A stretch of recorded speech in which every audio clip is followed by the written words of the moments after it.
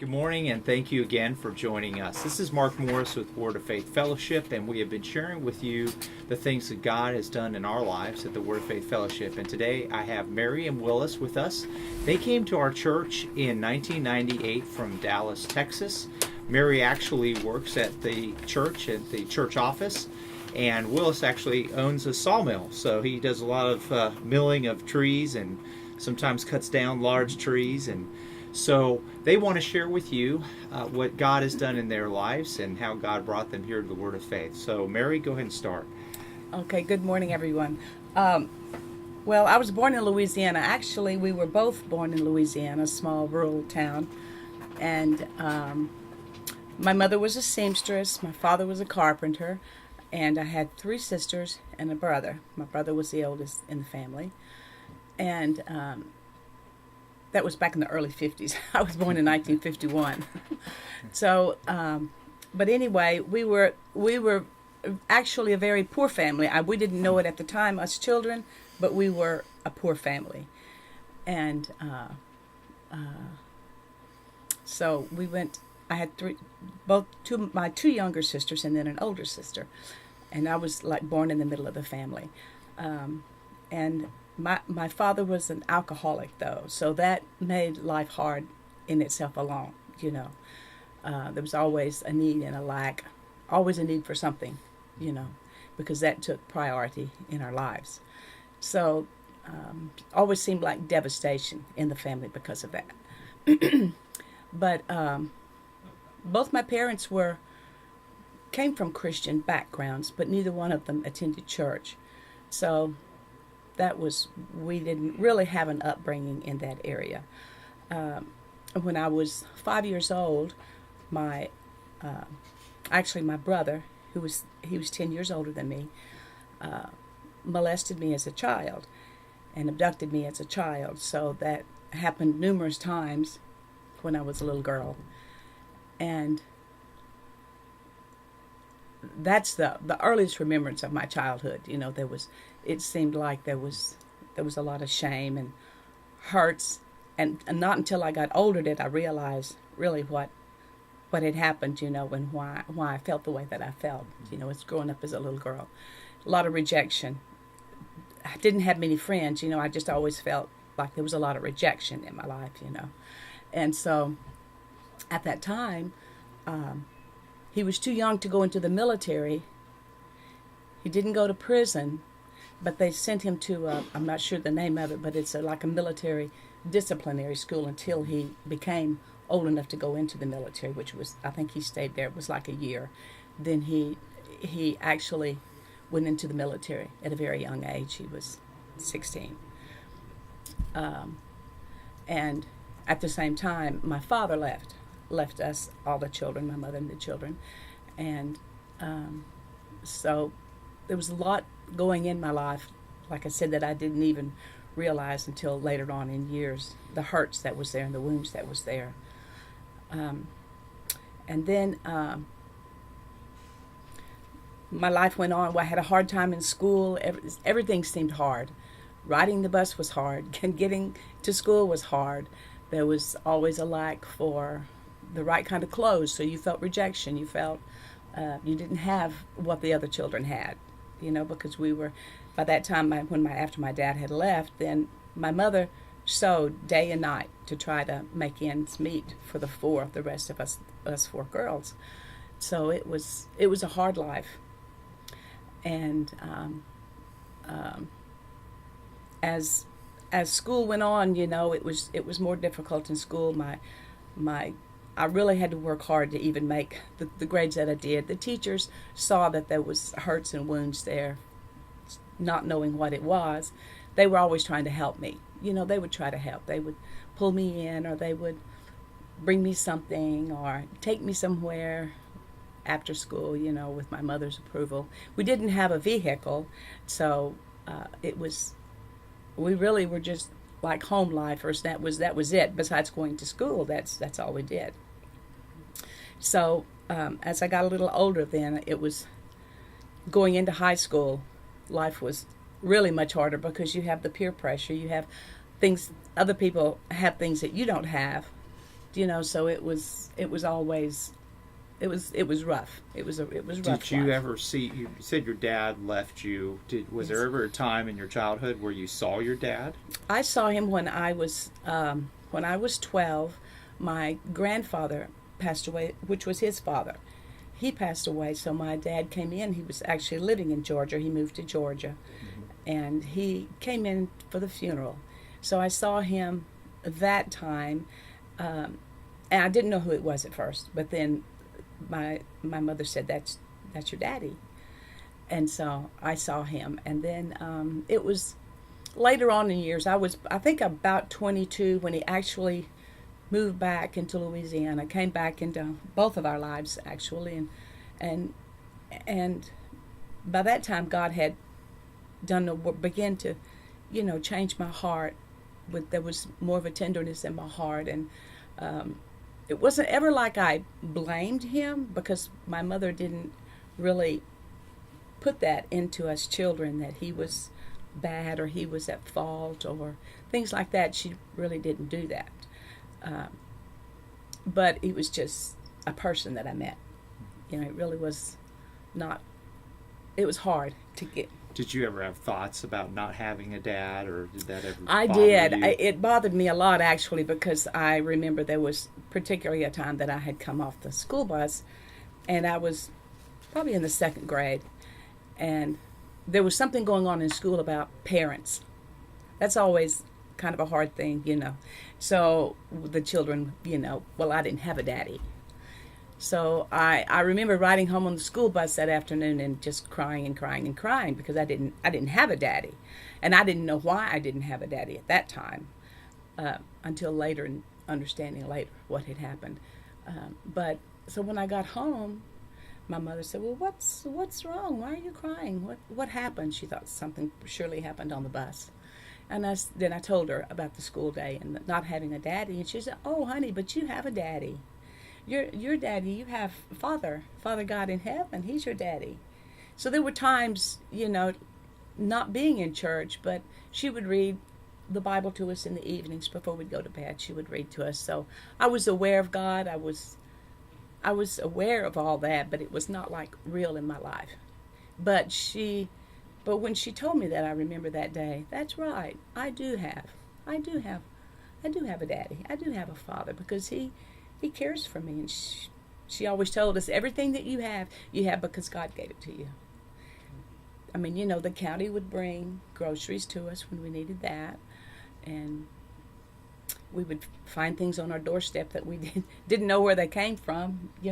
Groceries, foods, toys, that sort of thing we would find out on the doorsteps lots of times. I remember once that I remember seeing her through the crack of the door, and she was down on her knees in front of the couch, and she was praying, and she asked God, she said, "I just used the last of the food today. God, you have to provide for my children tomorrow." And the next morning, there were 3 bags of groceries sitting on the porch, the little porch area. Mm-hmm. 3 bags with things.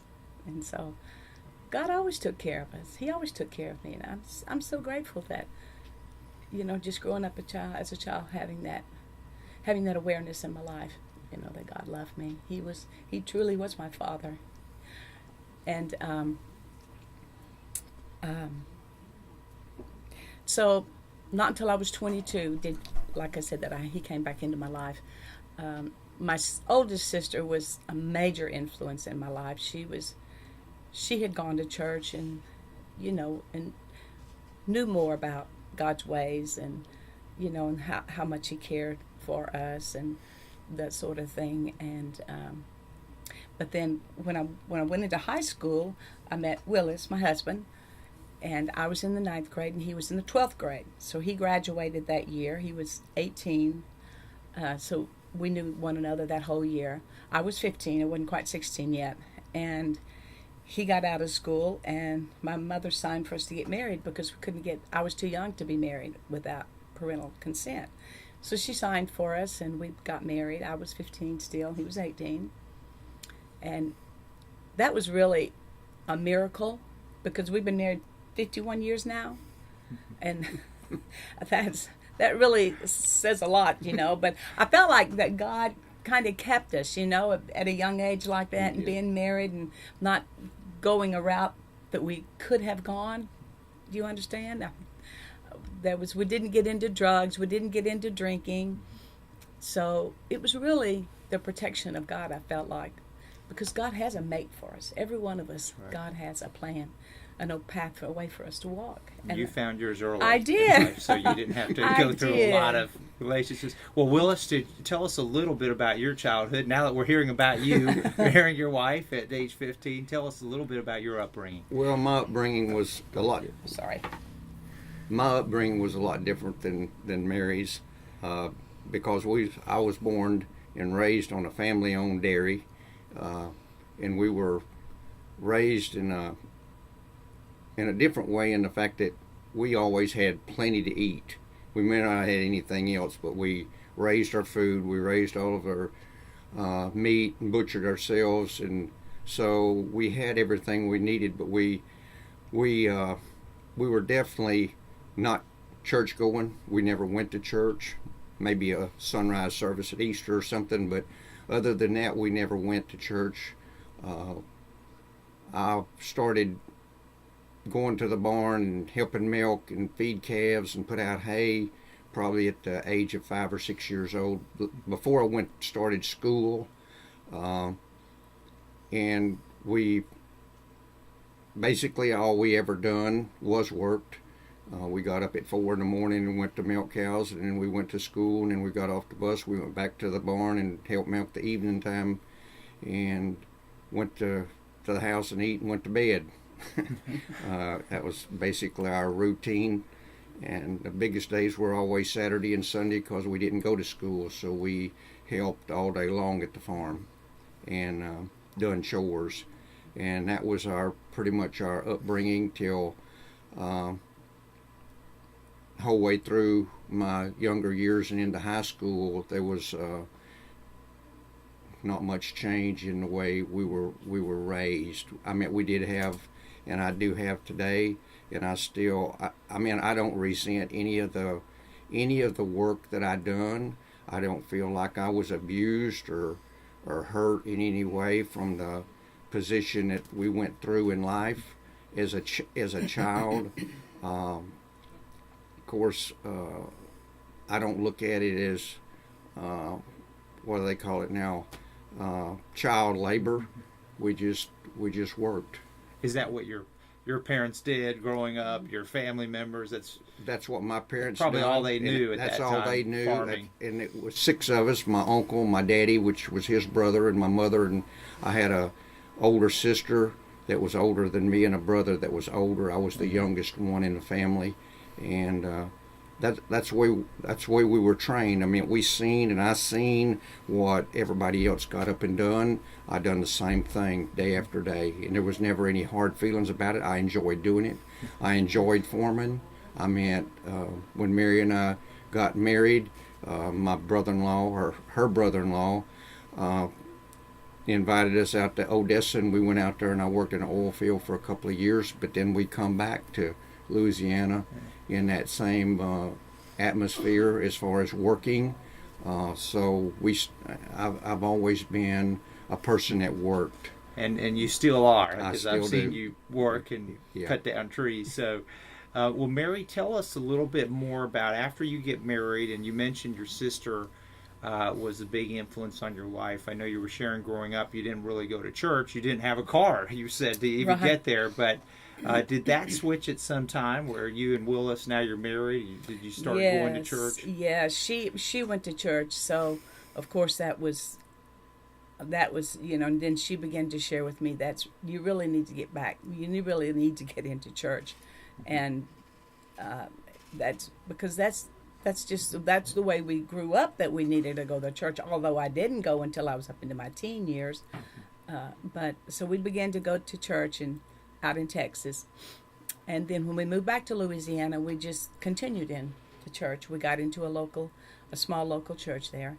And then my sister had moved back also to Louisiana, so we were still back together again. It's almost like, God places you where you need to be. Right.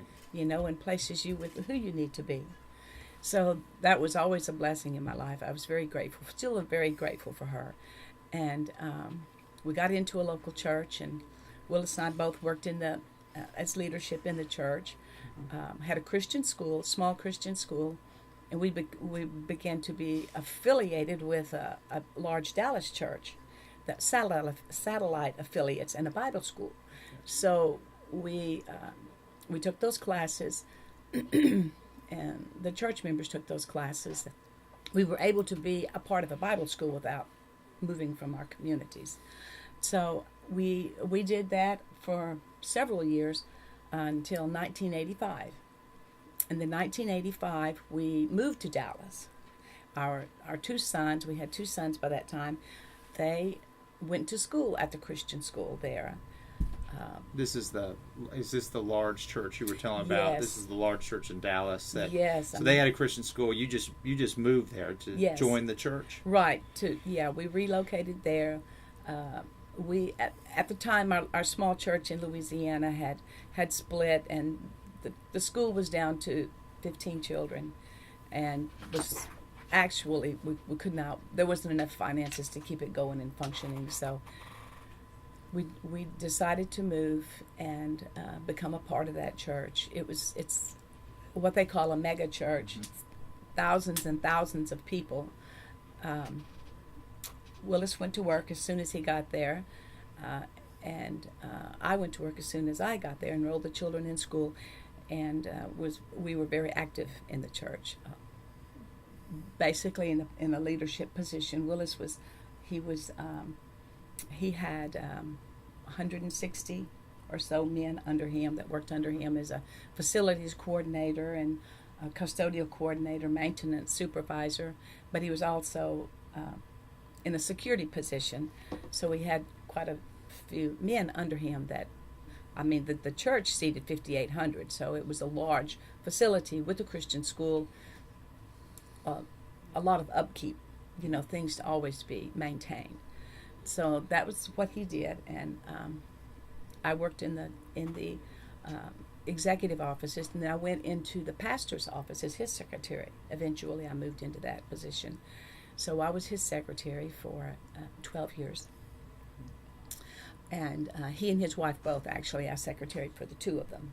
I had their offices, and then I was in the middle. And so I did the work for the both of them. But they separated. The pastor and his wife separated and eventually divorced. So that brought a huge separation in the church. Half the people went with the wife, and half of the other people went with the husband, and other people just left just because they didn't want to be in the middle of all that. There was a lot of television activity going on at that time, radio activity. He had a television ministry, yes, and radio ministry, yes, and you mentioned there was a lot of satellite churches, yes, and so forth. So there were thousands of satellite churches all over the United States and other countries. So it was 24-hour satellite. You could turn it on 24 hours a day and get Christian broadcasting. So when he separated from his wife, is that when people stopped going to the church? There was church Yes. separation. Yes, it was. And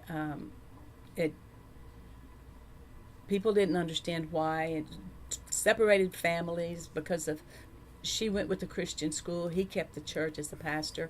So there was a major split, a major division in the church. And they eventually divorced. And he did remarry. In a couple of years, he remarried. But it was people were devastated because they so looked to your pastor, you know what I'm saying, to get that support, and it felt like there was nothing there anymore.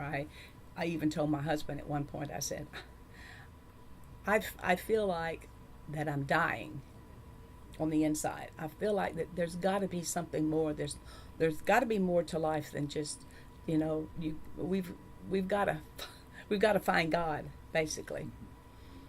And the pastor he really was in the same position. He was beginning to be desperate, and we heard about a church in North Carolina, Spindale, North Carolina, Word of Faith Fellowship, we got a call. Actually, I believe initially he placed the call for prayer. He heard that there was a church here that really lived. They believed what they preached, and they lived what they preached, and they were willing to help people and weren't afraid to reach out and help people and get involved in those kinds of situations. So the pastor of this large church, he's calling, yes, to get for help. Okay. Yes. And he had many calls from large ministries, small ministries, people that heard, people that found out what had happened, that were just, wanted to help in any way they could, but there was like no real help for him. And so I was sitting at the desk. He was out of town.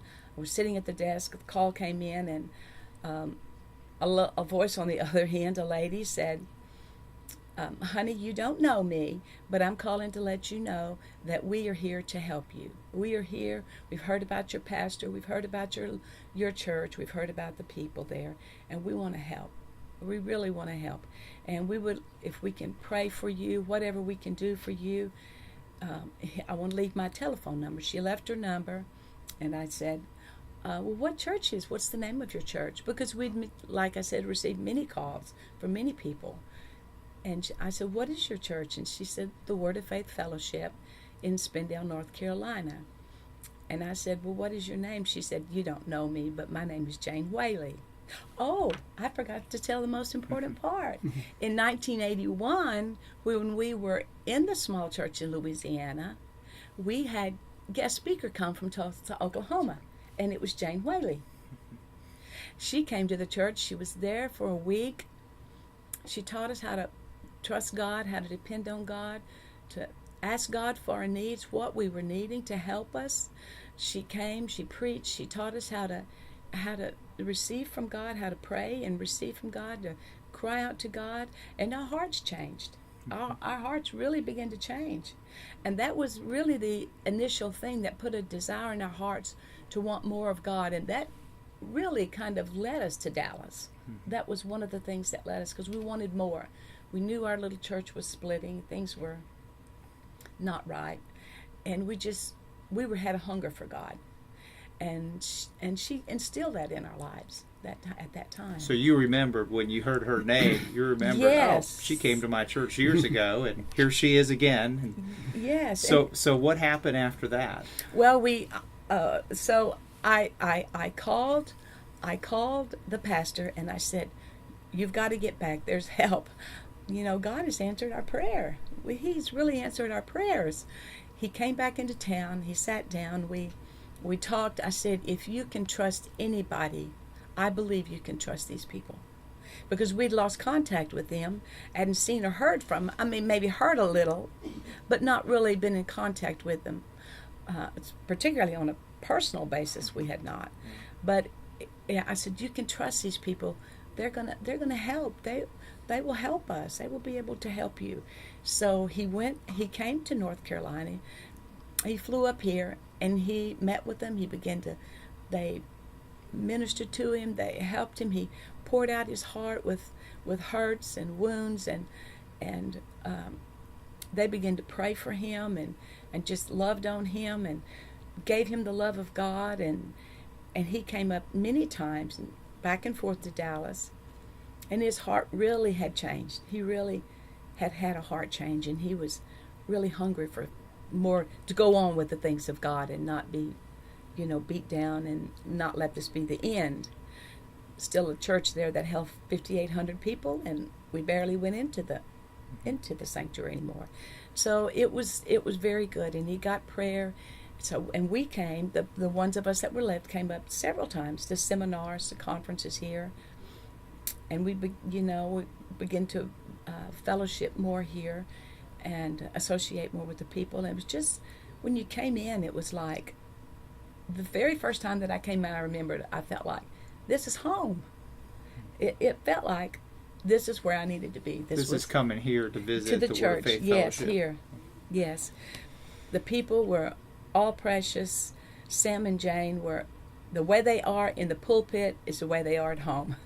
It's the way they are at the office. It's the way they are on the softball field. It's the way they are in on the basketball court. It's the way they are when we're having Friday night fellowship and eating together.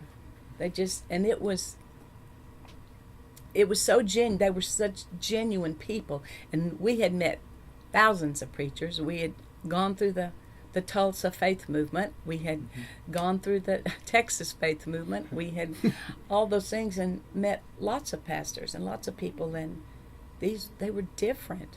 They were different. And I work in the church now. I work in the church office for Sam and Jane, along with the other associate pastors. We're in leadership here in the church.